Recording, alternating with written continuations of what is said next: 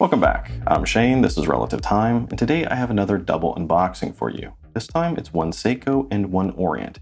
Now both of these are pretty new, and I think they're both pretty interesting. The Seiko you might have seen before, but I'm pretty sure no one's really seen this Orient before. Alright, so let's get going. Let's first start off by getting rid of this annoying packaging, which is one of the more annoying things to unboxings for me. So we'll use a little bit of movie magic just to hurry things up. And there you have it. And you can already see there's something interesting here with an Orient M-Force, which to me is always kind of a silly name. It's like some sort of bad rated B movie, M-Force. But I'm gonna put this aside and let's get the Seiko open first. Got the outer packaging sleeve, the inner sleeve, and what do we have here? It's a monster, but is it just any monster? This is one of the brand new Save the Ocean Antarctica edition monsters. It is officially reference SRPG 57. And what's interesting about this is just the dial texture, as well as if you look really close, you can see some little tiny penguin feet, and I'll definitely throw up some close-up shots there. Now, let me get the packaging off, and I'll come right back. All right, so as you can see, it is a monster, and it is one of the new Planet Ocean Antarctica edition monsters, and it is just really cool. It is a very different, very unique texture. The only thing that immediately kind of puts me off is the Cyclops kind of at the 3, but I knew that going in. Everything else is pretty much typical monster. Kind of polished sides, monster bracelet. How's the bezel? Typical Seiko sounding bezel.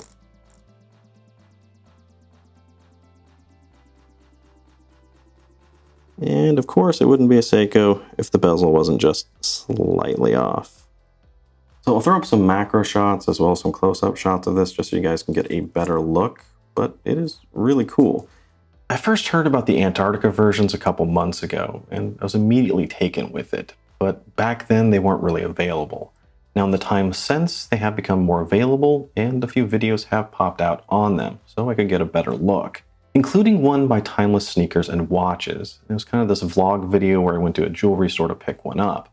But while there, he also got a good look at the Baby Tuna version, and that helped me decide on which one I wanted to get.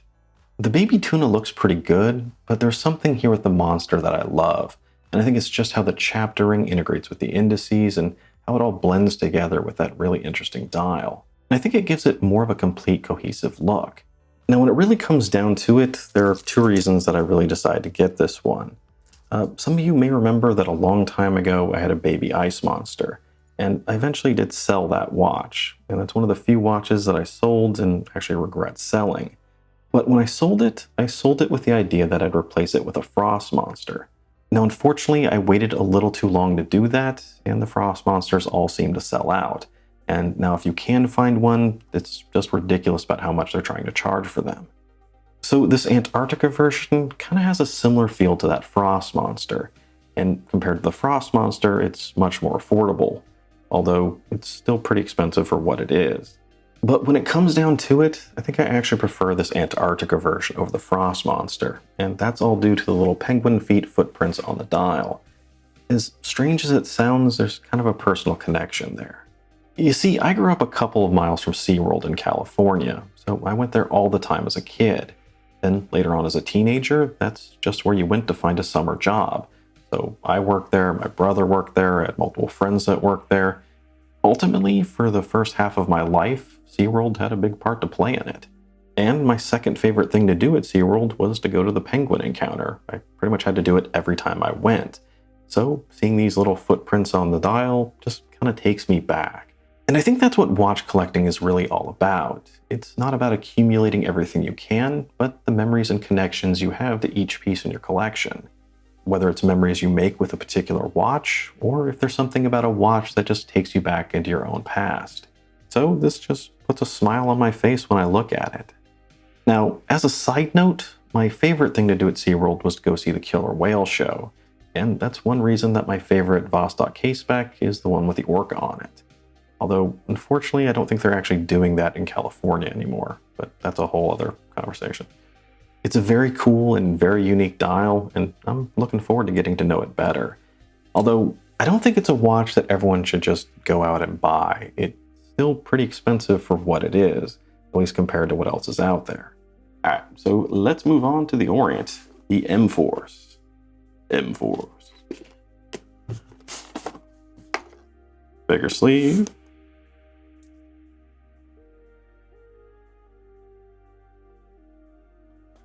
Ooh, and this is a big boy.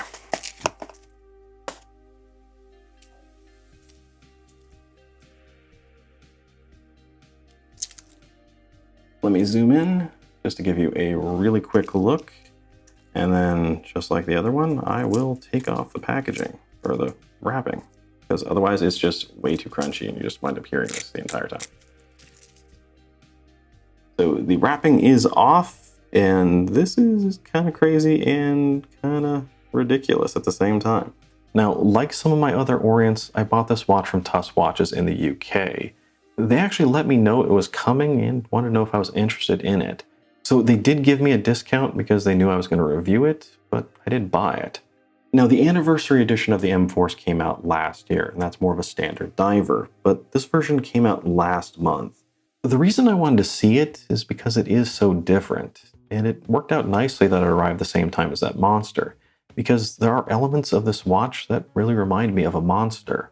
In fact, it's kind of a combination between a monster and a tuna, combined with a compass kind of bezel, and what I just found out is that it's actually a bidirectional bezel. And that is actually a really smooth turning bezel, I gotta say. But just like the rest of the M-Force line, this thing is kind of overbuilt. It just has a feeling of overkill to it. It's a very interesting dial. It's a matte textured sandwich dial with a fume gradient as it goes to the outer edge. And I've never seen indices quite like these before. Let alone I've never really seen a case like this before either. On one side it's got a nice smooth surface, and then the other you have this whole industrial giant crown guards on it. And so far a pretty nice bracelet, kind of H-link, female end links. Although, of course, Orient's going to give you a pressed clasp. They're not going to give you a milled one. For whatever reason, Orient evidently doesn't do milled clasps, because that's just not their style, evidently. And just to give you kind of a size comparison, I don't know what the size of the M-Force is, but you can see that it is noticeably larger than the monster, which means the monsters really aren't monsters anymore. All right, so just to give you an idea of what this looks like on the wrist, can't remember the size. I think it's like a 45 millimeter. Although it looks wide, but actually wears fairly comfortable. Really cool looking, and I can already tell that this has some killer lume. Just from moving out of the spotlight here, it was really glowing green. It's different and really cool, but it is a big hefty piece. So I'm curious to get more wrist time with it. They say the Tunas are much more comfortable than they look, and we'll see if that's true here as well. Now, I'm not sure when I'm going to get around to reviewing these, as I actually have another Seiko and another Orient I want to review first, so it might be a while. But I do want to get to them soon because they are pretty cool. The only question that I'm really left with is with the monster, as I'm not sure if there's really a good nickname for this one yet. The only one I really heard of was the Happy Feet monster, which I think sounds kind of silly, and I don't really think matches the watch. If anything, maybe just the Antarctica monster works better. But if you have a better suggestion, let me know down below, as well as what you think of both of these watches. Let me know that as well. And as always, if you enjoyed the video, don't forget to like, comment, and subscribe. I'm Shane, this is Relative Time. See you next time.